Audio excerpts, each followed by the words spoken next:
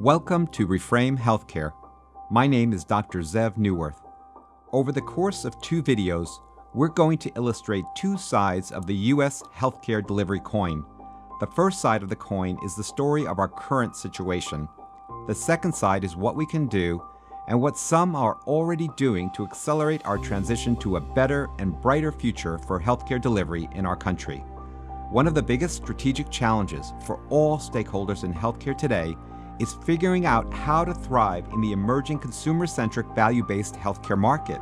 In the next few minutes, we're going to share an approach which I have developed, an approach outlined in detail in my new book, Reframing Healthcare, a Roadmap for Creating Disruptive Change. So here's the story.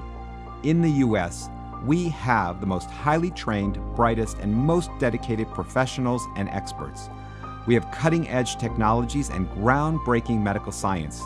Fueling all of that is nearly 1/5 of the U.S. economy. Approximately 18% of the U.S. gross domestic product is spent on healthcare.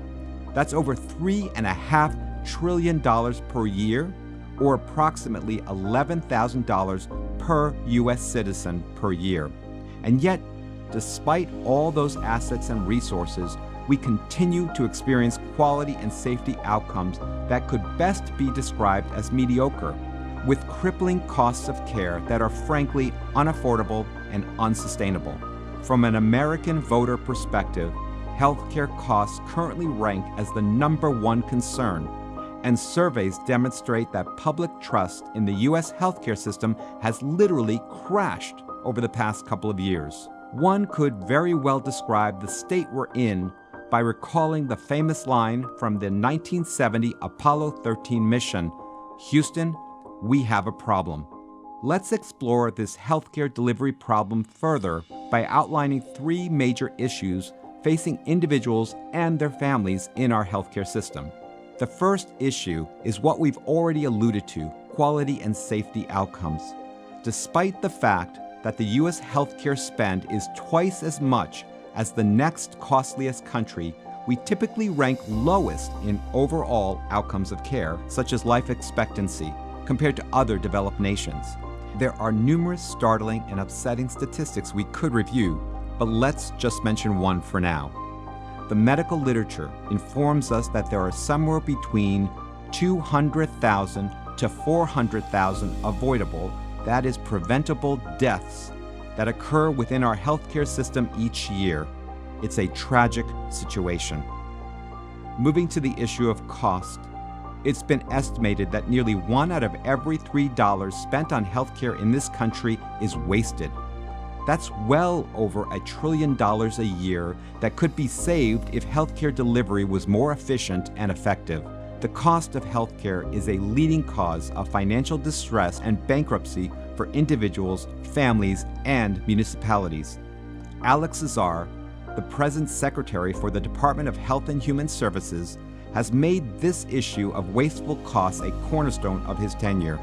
He has recently been quoted as saying, quote, "There's no turning back to an unsustainable system that pays for procedures rather than for value," end quote. The third problem we'll touch upon is healthcare consumer experience, which lags way behind other industries, as evidenced by the low healthcare industry Net Promoter Scores, a measure of customer loyalty and satisfaction. What most people aren't aware of is that the experience for those who work within healthcare is also challenged. For example, provider burnout is a critically serious problem. Nearly 1 out of every 2 American physicians exhibit symptoms of burnout, meaning that they are either depressed, demoralized, or emotionally detached and exhausted. Many leaders and experts in healthcare these days would agree that fixing healthcare is not the solution. We've been trying to fix this problem for decades, and it's not worked.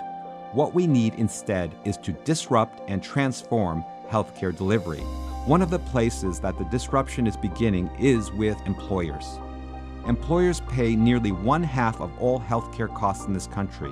In my book on reframing healthcare, I refer to employers as the sleeping giants of healthcare delivery, but they are now awake, stirring, and perhaps a bit angry. They're looking at the data, they're looking at the costs, they're looking at the quality and safety outcomes of healthcare. they're looking at the harmful overutilization and waste.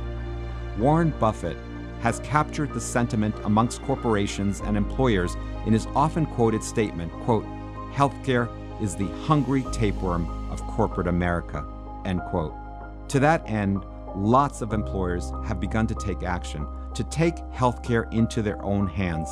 As you've been reading about in the news, some big-name employers such as Google or Amazon are looking to recreate healthcare, not just for their own employees, but also for their customers. Another large corporation, Walmart, is deploying many employee healthcare initiatives, like their Centers of Excellence program, in order to dramatically lower the costs and improve the quality of medical care for their employees. But it's not just the Googles, Amazons, Apples, Microsofts, Walmarts, and CVS's.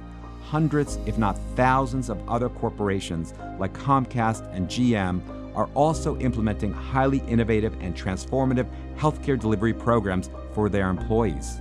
Now, there's no question that these companies are all focused on reducing healthcare costs, because the costs are damaging and disturbing. But their focus is also on improving the quality and outcomes of care. There are tremendous market forces and shifts afoot in healthcare delivery today. These shifts place significant pressures on legacy provider groups, such as hospital systems, physician groups, integrated delivery networks, and health insurance companies. To their credit, the leading stakeholders in healthcare today are focused on reducing the high costs of care and enhancing the value they deliver to their patients and communities. They're making moves like shifting care from higher cost locations to more convenient, lower cost venues. They're looking for ways to enhance convenient access for their patients, which now includes the use of digital technologies. There's also a shift in thinking about patients as valued consumers and customers. The point here is that if legacy healthcare stakeholders do not successfully navigate this transition, there's a real possibility that they will become disrupted and disintermediated, and they could become the dinosaurs of healthcare delivery. So this is our current reality. The numbers don't indicate that the situation is getting any better. Costs continue to rise. Consumer experience and provider burnout remain largely unchanged. Public health crises such as the epidemic of obesity, diabetes, and opioid dependence are at all-time highs, and they are worsening.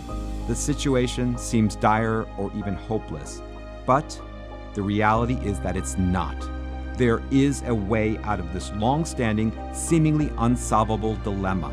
If we want to disrupt and transform healthcare delivery, we must begin to think and act very differently. And as we've discussed, it's not about the fixes. It's about adopting a new mindset. If we want to thrive in the emerging consumer-oriented value-based healthcare market, we must adopt a different mindset, and we must reframe healthcare.